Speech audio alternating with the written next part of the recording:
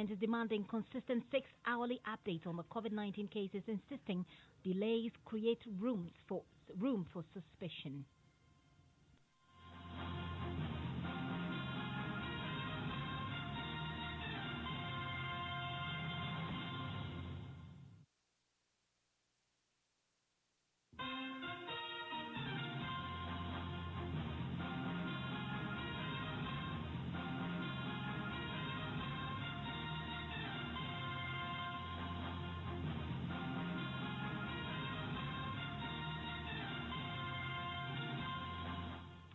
And 10 minority MPs backed claims by Crawley Corte MP Dr. Zanito Rawlings that food for the vulnerable is only being distributed to people bearing NPP party cards.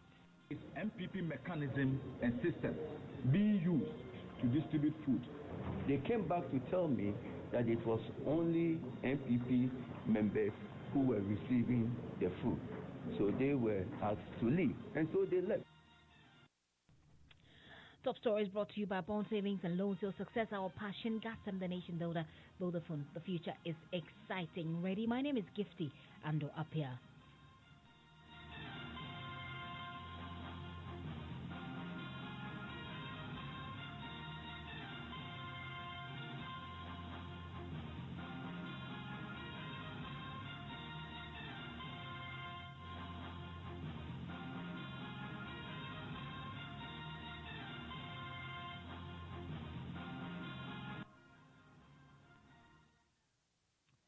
Welcome to the show. Tonight, the COVID-19 positive patient who escaped mandatory quarantine in the Upper West region has been arrested. The 46-year-old Nigerian Okafu Chikodi escaped after doctors in the region asked him to self-isolate when he tested positive. So far, 3 COVID-19 patients have escaped from similar circumstances. We know about here in Accra. Rafiq Salam joins me with details on what happened in the Upper West region. Rafiq. Hello, Gifty. What can you report? I can report that the Upper West is now calm, especially the one municipality, following the arrest of the 46-year-old Nigerian who escaped self-quarantine a couple of days ago. And so, as I speak to you now, he is at the bench unit of the Upper West Regional Hospital. The bench unit has been confirmed, has been converted into an isolation center so that it could hold persons who are confirmed to have the COVID-19 virus. And so that is the situation in the Upper West region. And so the Upper West Regional Commander of the Ghana Police Service, DCOP Francis Aboyinako, has been speaking to me about how he was arrested. As I promised yesterday, that we will basically look for the patient. Yesterday we were able to send messages all around. We asked our patrol team, snap checks, to be on the lookout for that person. Yesterday around 10 p.m., an informant called me and said he will assist us locating. So this morning, the informant did a very good job, and he really assisted the police to locate the patient. How was he arrested? As I said, an informant assisted us to arrest him. It is held out around Wa Poly area. Was he in his home or at a different place? He was at a different place. He has relocated from his home and he was with some friends around those areas. I can see that he was not the only person who was taken to the isolation ward. Yeah, currently because of what those in medicine, they've told us that if people come into contact, they should be able to also assemble them and also be quarantined. So we had information that he had contact with some persons. So currently two females and 5 males have been apprehended, as I may put it. And they are currently with the regional health directorate and they are going through the process. You have spoken to him. Why did he run away?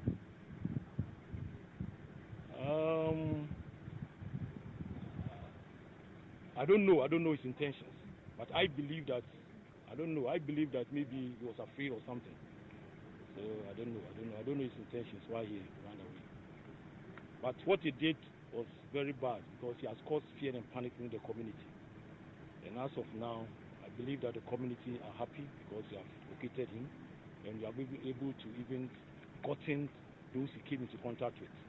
So now the community is happy, and I believe the police should be tapped at their back because we've done a good job with the able leadership of our indefatigable regional minister and the regional health director. So let's say the director, the DCOP Francis Abwaje Nyako there, who is the police commander for the Upper West region. Rafik, you also spoke to the regional health director there. What explanations does he give for this incident? The Upper West regional director, he was Dr. Osei Appiah. He was very happy. He was a relieved man that the man has been arrested, and also he was talking about the implications that the man came into contact with other people, 7 in all, 5 men and 2 women, who were around the Nepobole area, talking about the Wapole area, and that was where he was arrested and then also taken into this isolation center at the Upper West Regional Hospital. But he has a major worry, and that worry has to deal with space, because he's saying that in the future they are not likely not to have a space if they have more people. Yeah, obviously we are a bit relieved because it's really worrisome when you have people who have a particular disease which has the chance of spreading to other people, run away into the community for potential spread. So as a Regional Public Health Epidemic Management Committee chaired by our Honorable Regional Minister, we were all very, very worried. We have held several meetings on this as to the way forward. And I'm very happy that our efforts have yielded results in the earliest possible time for us to be able to get back our patient so that we can start the care plan for him. Okay. Now, you were talking about space somewhere, lack of space. Are you chilling? Obviously, yes. We are using one of our main wards for this purpose. And that ward carries no more than 10 beds. So we have some people who are suspected cases, which we are waiting for their samples, the tests to come, the results to come, so that we know what steps to take. We have also some confirmed cases over there. So just as people are suspected and we don't want them to go back home, it's also depleting our space. So if the trend continues like this, that means we will need to collapse a bit more wards to use for this particular purpose. Thank you very much, sir.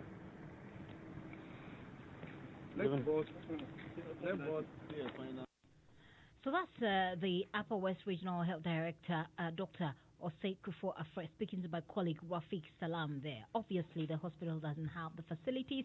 Perhaps one of the reasons why they asked this person to go and self-quarantine. So what are the possibilities? A lot more people would have been infected by this gentleman.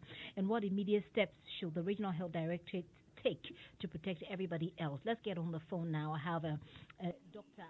Michael Owusu, who's a lecturer at the Department of Medical Diagnostics at the KNUST and also a virologist at the Kumasi Center for Collaborative Research into Tropical Medicine. Dr. Owusu, thank you so much for your time this evening. So I was asking, what are the possibilities from where you sit that this gentleman, they've picked up 7 more people who they believe must have come into contact with him. But then what are the possibilities that he may have infected many more people than 7? Yes, so it's highly possible since this virus relies on multiple contacts for transmission. It's very possible that whoever he comes into contact with, of course, the person may be infected, looking at the infectivity rate of the virus, and especially because of the reproductive number of the virus. At any point in time, if somebody has a virus, he can infect 2 or 3 people at any point in time. So as and when the person moves about, it is likely the person may infect many more people as he goes about. This is, I think, the 3rd time that we are beginning to have these news of people escaping from mandatory quarantine. And I think that it's something that we should be worried about in our fight against this COVID-19. I'll engage you, sir, on the trend we're seeing, how worried we should be, and the sort of things that we can do to stop it. But immediately, what steps can the regional health directorate take? They're talking about lack of space, which is why they asked this gentleman to self-quarantine in the first place when they realized that, to self-isolate in the first place when they realized that he was positive. But everybody is asking the question, why or how on earth do you allow somebody who has tested positive to go home? Yeah, so the word self-isolate or even self-quarantine, I think that for some time we should begin to understand that it doesn't look applicable in our setting, especially for the many people who travel into the country and were told to undergo such a process, and many did not adhere to this. So to tell somebody to do self-isolation in his room, I think it will take someone who is very disciplined to do that. I feel many people may not be able to undergo this process. So this is why it is important for us to get dedicated facilities to enable us to do this. But we need to understand it, because we must know the underlying drivers of fear, anxiety, stigma that fuel this behavior among people. I know people will not just run away. People may run away if they feel that the conditions there are not safe enough, whether they feel they may be hurt. Psychologically, they may think they are strong. They may think they are well, but then they have been asked to stay in an isolation, and they just will not want to buy into this. So we need a lot of psychological workup on the individuals for them to appreciate who they are, appreciate the fact that they can pose danger to the society, and then cooperate with the officials. And then aside that, I think we need to explore the use of technology. At the point in time, South Korea had about 30,000 people that were supposed to undergo self-isolation, but they didn't have enough security men to do this. So they employed mobile technology. Right. So you may want to have mobile technologies which will be able to demarcate zones, so that when the people break out of these zones, the system is alerted for the Ministry of Health to quickly make intervention. The more you have these numbers of people, the more difficult it will be to keep track of them. So the earlier we begin to explore the use of other smartphone apps, mobile phone apps to do this, I think the better for us as the numbers begin to increase. Okay, so back to the question about, you've indicated the psyching up of people, which is perhaps something that regions could do, including the Upper West region where this case occurred. But health-wise, are there any immediate steps that they can take, especially both for the hospital and for people who live between the hospital and where this gentleman lives or where he was found, health-wise, for the protection of the people? Well, I think that just as is being done in Kumasi and Accra in what we are calling active surveillance and reactive surveillance, you may want to look at the zone, possible radius or diameters where this person might have moved, and perhaps do contact tracing and a search for people within all that area, and then help. By either they undergo quarantine or you can test them if you feel they have been exposed for a number of days now. So you are sure that if people are exposed, they will not also expose others. But then you can help limit their movement and then contain it so they don't begin to move out. Immediately, you have to begin to do an aggressive contact tracing and trace all the areas that this guy will have moved, so you'll be able to deal with it. If you don't do that, then it is possible that if they are exposed and infected, they may also infect multiple people. That may be difficult to deal with. And from your side, do you see any other possibilities apart from closing down specific wards just to contain persons who have tested positive to COVID-19 in all the other regions, especially in the remote parts of this country? Well, I'm not sure about closing down the wards, but I think that the systems and the structures will have to be placed to enable people feel more comfortable whenever they are put in isolation. And I think the amount of support is needed in the remote parts where rooms may not be available, where dedicated facilities may not be available, water availability, electricity. For a place where people may feel they are happy to leave their homes to stay with. I think that we need a lot of investment in these places. If we can have places which are in good condition, where people will be able to live with and be happy and not worry about, I think it's good for us. Let's note that a lot of these people may have mild disease or may be asymptomatic. So to them, they are not sick. They are fine, but they are being told to stay there so they don't expose others to danger. So if we don't keep them well, if we don't make them feel at home, then my difficulty is that they may cause danger. In India, for instance, there are many people who are in isolation. They run away in the night to do their normal activities. In the morning, they come for food. Because of problems with hunger, people find it difficult. They feel they are not well taken care of. They will do their own thing and then show up to just take food and then go by their normal duty. I think that if we put in measures now, it's going to save us in the long term because this is evolving and we may have more numbers. And if we don't begin to put in these strategies to deal with this increasing numbers, then it may go out of hand and all the efforts we are putting in to contain this disease may become something else that we don't want to see. So as far as you're concerned, self-isolation, self-quarantine shouldn't really be our option, especially in the remote areas. Yes, it doesn't seem to be working. Behavioral practices and the way we are make up, we don't seem to adhere so much to this strict discipline. So we need help in terms of putting people at places where they can be monitored, either using human beings or using mobile phones or using some drones. This should be looked at so we'll be able to contain this disease within our own circle.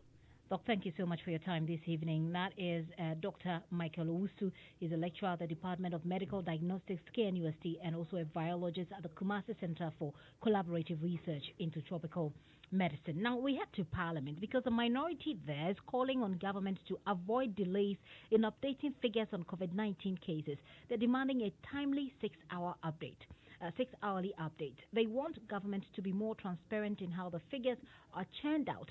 Ranking member on the Health Committee, Kwabena Mintah Akando, has been addressing the media in Parliament House. He says there are still complaints about inadequate PPEs, and he's asking government to disclose how much PPEs it has imported beyond those donated by the JACMA and the Chinese government. Listen. Government handling of the issues relating to COVID-19 is still not the best. If you doubt me, let me ask this question. Why must Dr. Planju die because of delay in the presidential jet getting emergency drugs from Kenya? Why don't we have as a country? Ask Kenya that. Dr. Planju, may your gentle soul rest in perfect peace. Mr. President, Ghanaians do not need virtual consent at this moment. Again, we are getting reports of inadequate personal protective equipment from all over Ghana. There's a clear indication of lack of transparency and trust as how many PPEs government itself has imported beyond the donations from JACMA and the government of China. Ladies and gentlemen, there is a clear delay in the release of updates on COVID-19 confirmed cases, recoveries, deaths, among others. Sometimes updates are given at around 11 p.m. It does not engender confidence in the process and it leaves room for speculation. We demand timely 6-hourly release of updates. The situation on COVID-19 has not gotten to a point that life must return to normalcy. So Joseph Opoku Gakpo is our Parliamentary Affairs correspondent. He's joining me from Parliament with more on this. Hello, Joseph. Hello, Gifty. Joseph, at what point did this press conference or this meeting with the press become necessary for the members of Parliament to put out this demand? The ranking member on the Health Committee says they've been doing their own monitoring of government's efforts to contain the COVID-19 situation, and they feel not much is being done, and they are, to a certain extent, dissatisfied. And so he sought to lay out why they think that government needs to do more in terms of bringing the situation under control. Well, there are lots of things that have been happening in Parliament. But first, did they get a response, the minority? Did they get a response to this demand? Not yet. We're still expecting that possibly the health minister would be around to maybe brief MPs, sitting any moment from now to approve a 1 billion IMF facility in order to support the COVID-19 fight. But that hasn't happened yet. Okay. Now, like I said, many more things have been happening in Parliament today. That's not the only thing that the minority MPs were up to. About 10 of them this afternoon addressed the media briefing as well, also backing Klotekwale MP, Dr. Zaneto Rollins, that food for the vulnerable that are being shared are being distributed to people bearing NPP party cards. Tell us more about this development as well, Joseph. And so Muntaka Mubarak, who is the Aswati MP, led them to actually back Dr. Zaneto Rawlings, the Klotikole MP, who was present at the media briefing herself. And so a number of them spoke to the media.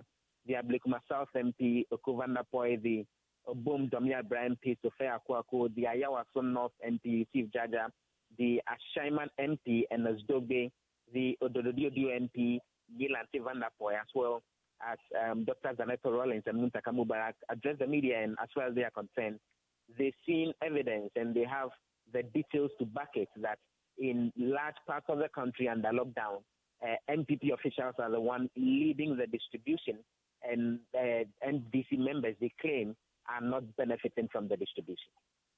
What is happening is appalling. It's disappointing and very sad. Just like my sister said, that in the period of pandemic, our nationalistic senses should tell us that we must be very humanitarian in all other places.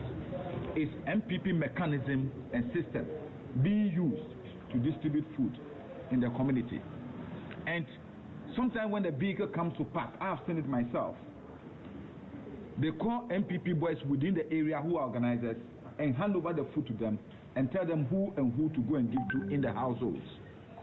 If you are standing by the vehicle and you are a known NDC member in the community, you will never be given, including old men and old women. They even transported some of them to city engineers. When they got there, they were told that because we know you as an NDC person, somebody who is above 70 years, because we know you as an NDC person, we won't give you. And the old woman has to walk back to the house. So that's a member of parliament there. Joseph, which specific member of parliament is this, and what sort of response have we received as far as these allegations are concerned? So that's the Odododio MP, Neil Antivandapoy, speaking of the situation in his constituency. I've been speaking to the gender minister, Cynthia Morrison, who is denying the claim that food is being distributed using party affiliation. And for her, the foods are handed over to the district assemblies and the National Disaster Management Organization, and they are the ones distributing the food along with the security personnel. So for her, it's difficult to even think about the idea that political party affiliation is a factor in who is getting the food. Who holds the party card and walks around? Nobody, even me. Looking for my party card would be difficult, if not for the forms that I just sent that I have to look for my party card. I don't think you hold your party card when you are walking around, or even your voter's ID card. Yesterday, I know that my sister did a rejoinder. That's what I heard, and I believe that she said she heard. So I thought that this speculation will end. We don't want you to continue to fund this thing. She's actually quoting other members of parliament, including Okovandapoy, as people who have raised some of these similar concerns. Okovandapoy raised, and he called me. Yes, he called me. Listen, he called me and told me that his constituency have a lot of vulnerables, so we should do an increase in the food supply, which I did 2,000. I wasn't going to give that allocation to Honorable Okovandapoy. Going for nothing will change as far as how you are doing the distribution and the processes. Everything is going well. The only thing that will change is maybe increase of food, because I believe that a lot of people, ordinarily who were not vulnerable yesterday, have become, because it's been extended in quantum of food, but not in and then also the social distancing. This morning, while I was coming at the Ifasarland Park, where breakfast was being shared, I could see the orderliness in which people were